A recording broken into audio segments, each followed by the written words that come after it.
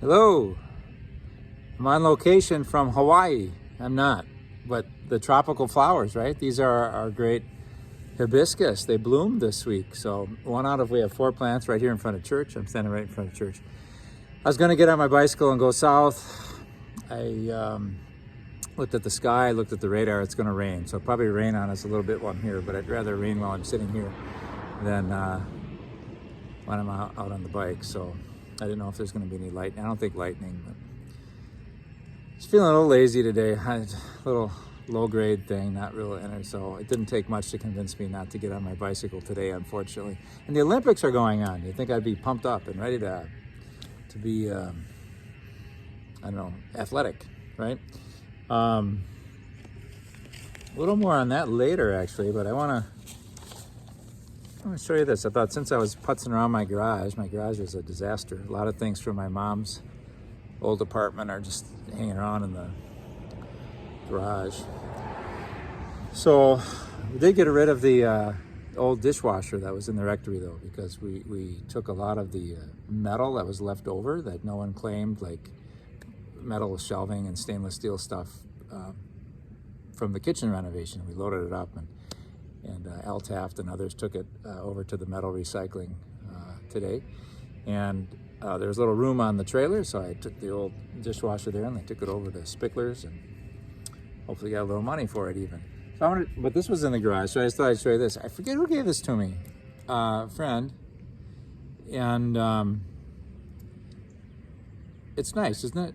It says Micah 6 on the bottom. Usually they put the verse there too, which is Micah 6:8. Sometimes you ever wonder, just like, what does God want me to do? What does God ask of me? Well, Micah answered that for us. And maybe it's not satisfying because it's not real specific, but it was in the context of, let's see, Micah's trying to tell people to treat each other well.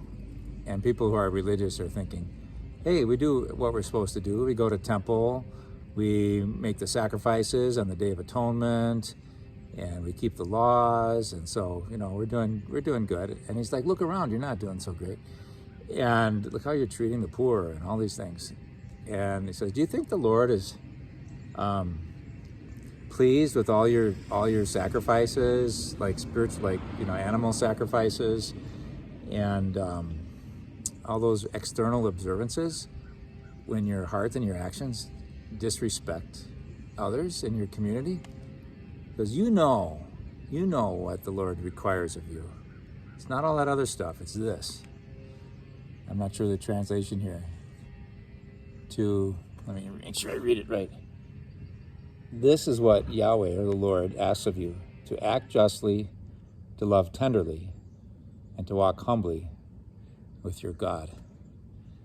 Pretty good advice, right? It's just touching too. What is it to walk humbly with your God?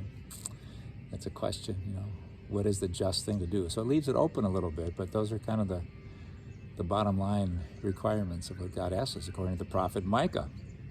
Good verse to know. And I'm going to cover that up with this in case it rains. But it's been with me a long time now. It's just kind of hanging in the garage. You can see the water stains. But maybe it's sort of fitting for the message that it conveys, that we shouldn't be too worried about our things when it's how we treat one another that matters the most. So if our things get some water stains, maybe that's okay. Let's see, did I cover that all right? Okay. Let's do some Parish news, shall we? Hey, it's Summerfest weekend. Maybe that's why the hibiscus. Isn't that great? See how big that is? My hand's right next to it. It's bigger than my hand. It's bigger than my hand. Come on. I like to say it's as big as a Buick. I was bicycling west of town on West Vine one day in August, probably, or September, and I went by a bush and I saw this. I think they were white ones with red stripes, and they were like, I hadn't seen them. Maybe I'm not observant. I think we got to get some of those. So I took a picture of them, put them up on Facebook. I'm like, what is this flower? Because we need some for church, And then Louise Roach and Mike Roach advised me on where to get them and where they could plant them, and here they are. The school kids dug up a few of them goofing around because they used to wait for the bus here. They have a different protocol now, so the flowers are safe. But anyway, so Summerfest. It's our annual festival. So the flow of that it begins with the Saturday 4 p.m. Mass. It's not inside, it's outside. So I'm looking right at the front doors of church on 11th Street, so the Mass will be over there. The other side of school, backyard of where I live. That one house on the block is the rectory. So that's good. It's spirited. The weather's supposed to be really good. Not too hot, not too wet. And so we'll try to take advantage of that and have a good time with each other outside. I think the success of a parish festival, a lot of people, just measure how much did we make, what's we hope. I think we budgeted $36,000 to make, so we like to be able to hit that. It's a sign of success. But I think we know that the greater sign of success is if there's good community spirit, there's a lot of people helping out, there's some joy in the service, strangers are welcomed, and if I get to win the beanbag contest, I don't think there is a beanbag contest this year, so I won't have that as a measuring stick. But so I hope you can come. I hope you can come, have a burger, listen to some music. So it begins Saturday with the outdoor Mass. Then after Saturday, I think it's really one of the nicest times of the festival. I mean, the main event is Sunday. But after Mass on Saturday, there's wonderful food available. I think it's by donation. Pulled turkey, pulled pork, mac and cheese. Gordy makes the mac and cheese. Christy and Sharon, I think, make the pulled meats. Just a lot of really good food. And then I'm going to play the guitar. And we'll see if I get some people want to have the guitar more mic'd. I'm not a very good guitar player, so I don't mind when it's not mic'd. But I guess when you see a guy playing the guitar, you just soon hear it, not just hear his voice. So I might be working on that. Working on a couple songs. I want to put a couple Van Morrison songs in there. I really like him, but he's hard to, just like a guy like me playing his guitar. Van Morrison's got horns in the back, and he's got all these great, emotive ways of singing. So most of his songs aren't amenable to the way I play. But I think some. I want to do Tupelo Honey in honor of Sharon's bees, and maybe Brown Eyed Girl with a little emendation of a lyric or two in there to make it more palatable, family friendly. It's just a fun song to sing. You man, brown eyed. Some Dylan songs, of course, and so I hope that'll be good. John Prine songs are always good. They're not too hard to play. So anyway, that's Saturday, and then it's just kind of low key, but I think really a good spirit. And people are be setting up for things. Is it the Angelus bells? Is it 6 o'clock? Can you hear them? It's a little quick. They ring, and then you're supposed to do the angel prayers. The angel appeared to Mary and said, and then you say, Hail Mary, full of grace, Lord is with you. Let it be done to me as you say, Lord. And if you really try to fit all those prayers in with the pace of these bells, it's hard to do. You gotta be one of those speed talkers. But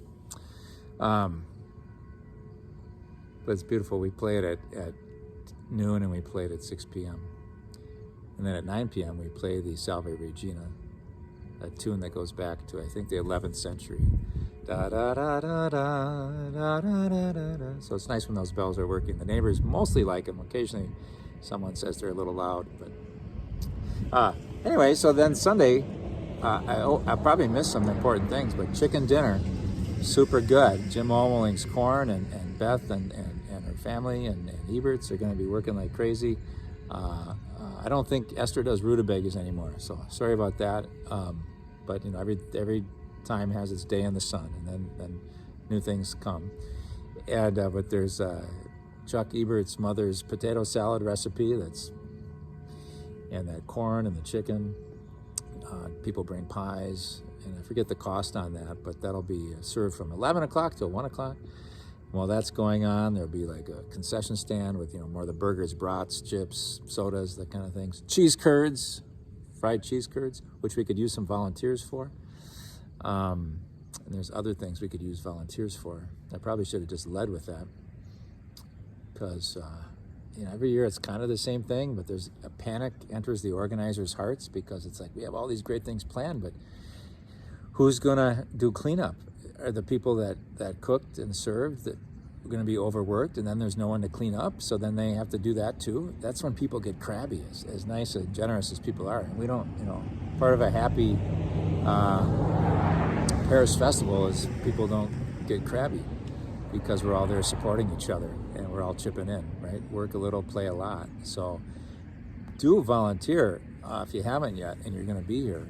And it could be a shift to help serve drinks at the chicken dinner, to help clean up after the chicken dinner, to those sort of things. Let's see the other things that we highlighted for clearing tables. A lot of it is chicken dinner related. So at one point they said, well, if we really need people, we can close down the kids' games and then have people work the chicken dinner. But you don't want to close down the kids' games at a parish festival. So starting to rain a little bit here. Kitchen, dining room, cheese curds. They need help with the cheese curds. So Dean Schwartz has always been so good. He's got a back that always hurts him. So it's a physical as well as a time sacrifice for him to do the cheese curds. But he is the master, and but could use some help. So those would be a couple second shift concessions. You can respond. You can look at what's available through our website. You can volunteer.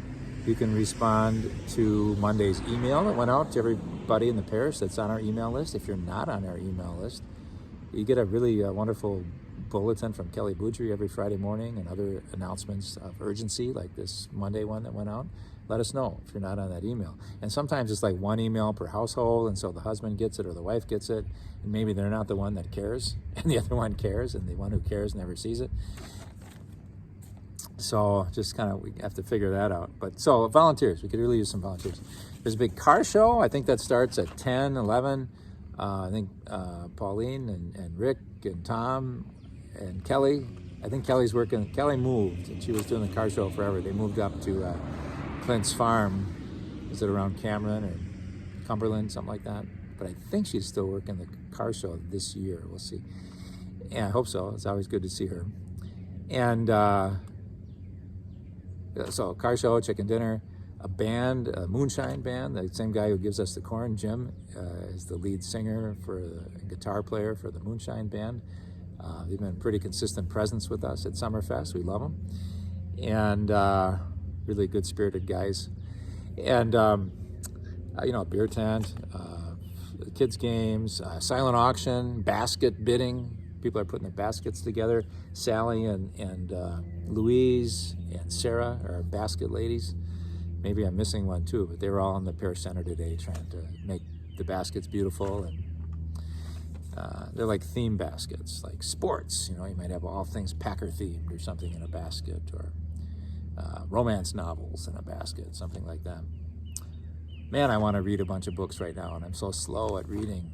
Oh, we have our Parish Book Club coming up August 28th, How to Not Be Afraid. I'm super excited to announce that Stephanie Saldana will be coming here, and I hope we get a great turnout for her, October 22nd. I know it's a ways off. It's a Tuesday evening, but do mark your calendar. She has interviewed refugees throughout the Mideast, and I knew her when I was in Bethlehem. And she's got a book out. It's getting great reviews. I heard a talk that she gave once based on the same experiences that the book is based on.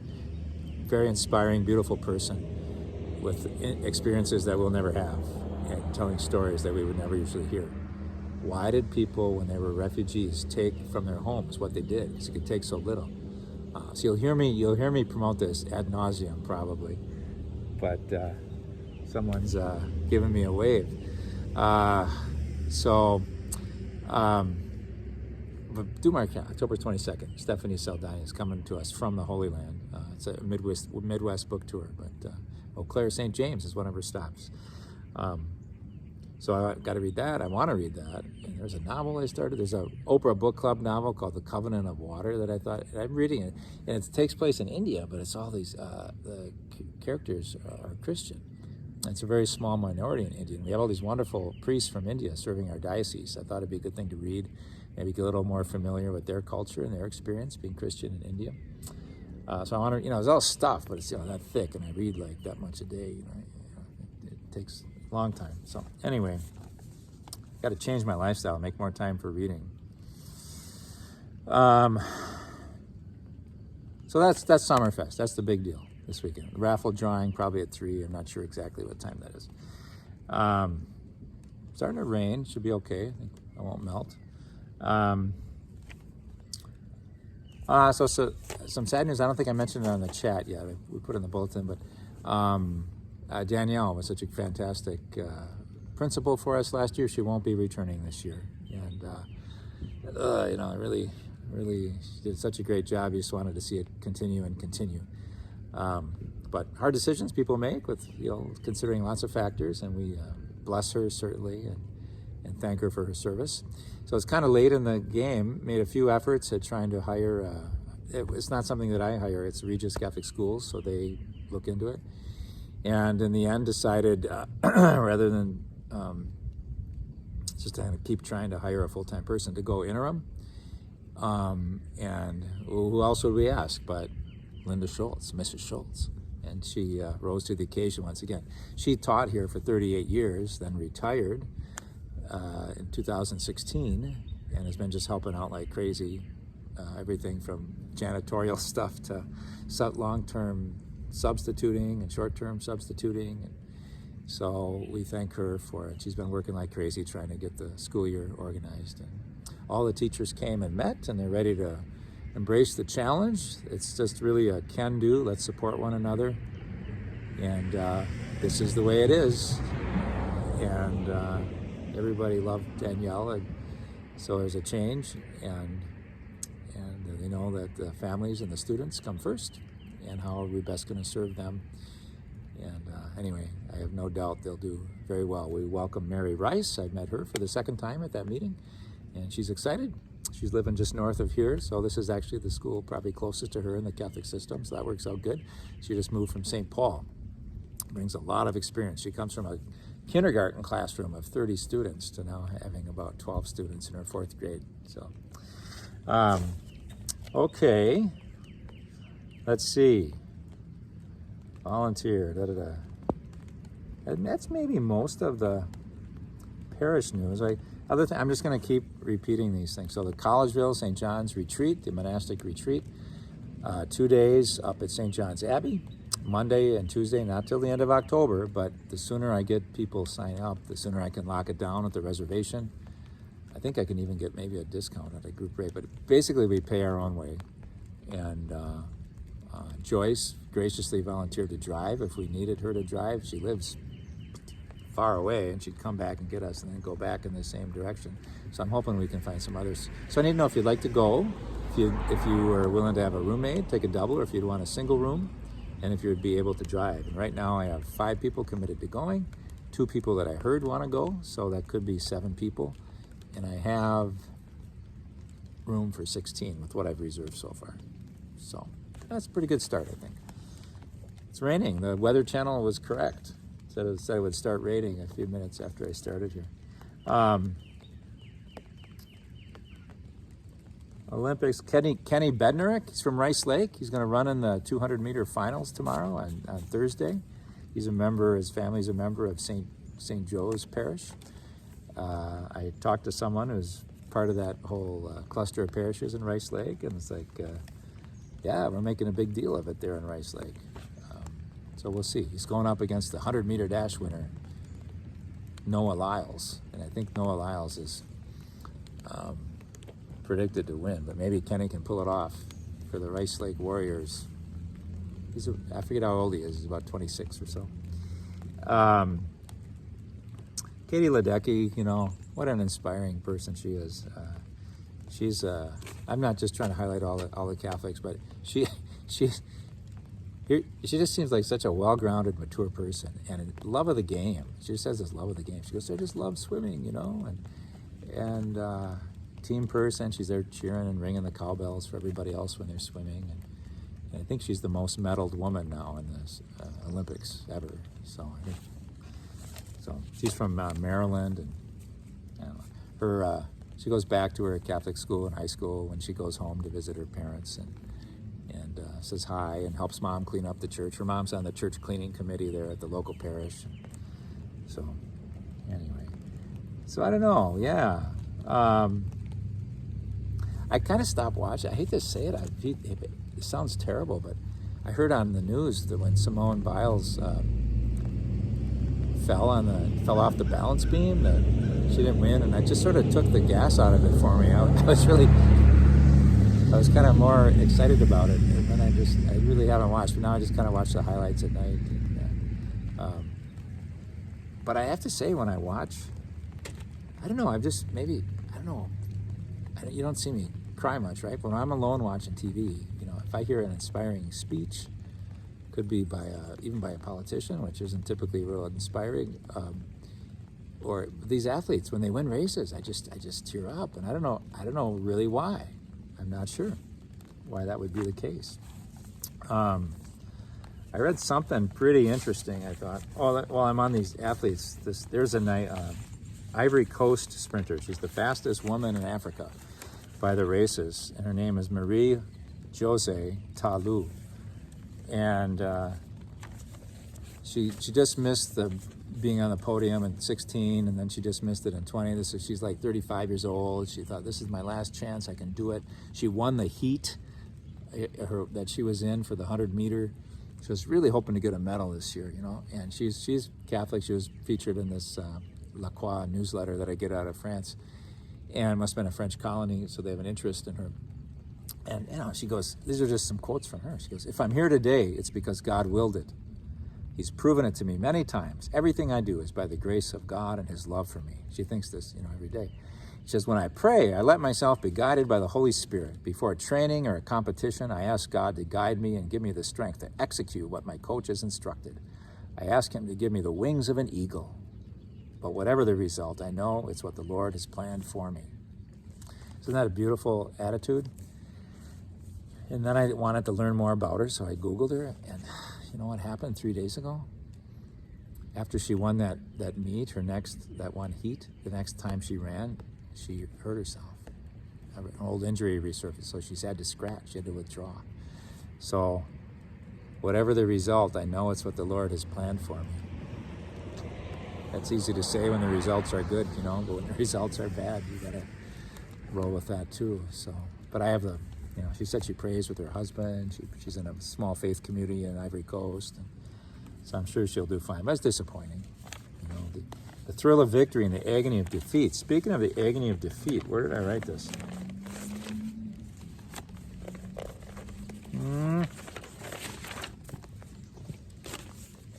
I was talking about the Olympics. At its best, the Olympics channel a fierce desire to win, so competition, the universal message of self-improvement. The Olympics are always in a context of fraternity, right? Like we're all together, they try to promote that, and yet everybody wants to win. So how does it stay good-natured? That's another thing I love about Katie Ledecky. She loves to win, of course, she's in it to win. But when the gal next to her, she took a bronze in one of the events that wasn't her specialty. She'd finish, she got a bronze or something, she just hugged, you could just feel the charity and goodness, love of the game, and love of her with her competitors. It's just great stuff. But this is from an article I read from a priest in France.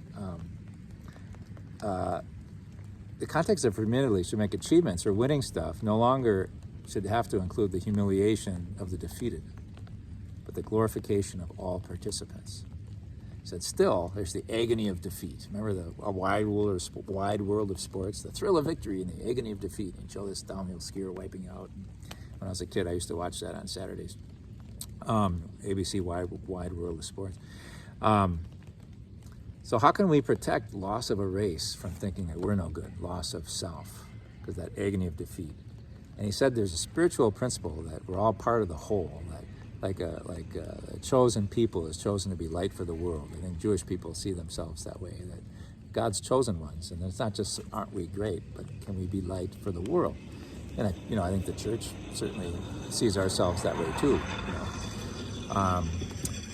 And so if we have the disposition of heart, that the part can kind of stand for the whole. So the chosen ones, the winners, in a way sort of represent all of us. So when someone does their best and they strive to do their best and they get the gold medal, can that elevate us in a way? It's not like, oh, I could never be that fast or something. No. But I didn't feel like it, and I walked to Festival Foods and back at a pretty good clip yesterday. I'm trying to stay fit,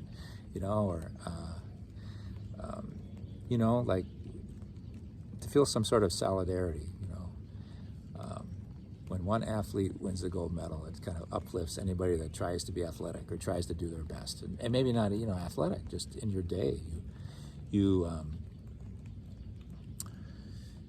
And sometimes we need a rest. It's not like you always got to do, but maybe there was just, you knew you should, and you took the extra time to go visit the neighbor or the family member that needed your help when you didn't feel like it.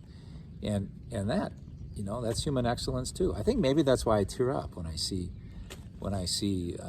excellence in the Olympics or something. It's because that there's that deep call in all of our hearts to be excellent, to be all we can be for God's glory, and to thrive, and we see someone else thrive. It maybe that pulls it out of our hearts. Maybe it's some grief that we don't thrive as much as we should. But I think it's more positive than that. I think it's just a call to the heart to try, and in their success, our attempts at succeeding gain dignity. So they conclude that if we have the disposition of heart that allows it, this humility, to see this universal fraternity, then we can see the universal fraternity, that we're all together in this. It's not just winners and losers. And the communion is often more within the reach of the senses and reason of those who have lost than of those whose minds are saturated with the glory of a title. I've won, and maybe that so it's great to be a humble winner, because it can separate us from others. So the idea is solidarity. The idea is that we're all in this together, and to be able to celebrate each other's successes. I was never very good at that as a child. I try to be better at it now. But I remember one of the most embarrassing things. I want to say something about the Beatitudes, but I'll hold that for next week. I can't believe hopefully some of this was interesting. I did get a lot out about Summerfest today. But I remember as a child,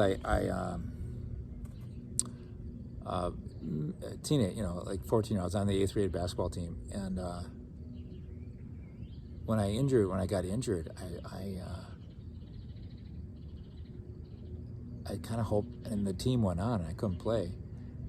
Real strong part of me was not rooting for my team to do well. See, because if my team didn't do well without me, then that would elevate my ego. It's like, oh, they can't win without me. Isn't that sad? I mean, I remember that with great embarrassment. But maybe you've experienced that, and sometimes it's nice to hear other people are immature and petty and selfish, and then you can feel better about yourself. And if you do it, that's good. But I hate that. I hated that when I think about it, because you see other people aren't like that, right? They'll get injured and sidelines, and they're on the sidelines. They're really rooting for their team to win, and it's like, that's the spirit. We're all in this together. It's not about how this reflects on me and how good I am, how much am I needed. It's just such a self-referential hell that we put ourselves in, if that's how we think. But sometimes it's pretty instinctive, and we can't help it. And so we need to have mercy on ourselves as well. But to name that pettiness, and to pray for the grace to be bigger-hearted and celebrate the achievements of others. Okay, because we're all in this together. All right, I'll let you enjoy these tropical hibiscus, and I will stretch my legs out. And we pray, loving God, you give us all talents, and some are more obvious than others. Those who can jump the highest, those who can run the longest and the fastest, and those who can lift the most. Very few of us will be Olympic gold medalists, but we all have gifts, and our greatest glory is in serving you. And so help us to thirst for and to savor communion with you as our greatest reward that we can ever achieve. And to know that it's not something that we get, it's something that we receive. We thank you, God, for offering us that communion, and help us to live it out well with joy. Help us to act justly, to love goodness, and to walk humbly with you all our days. God bless you, everybody.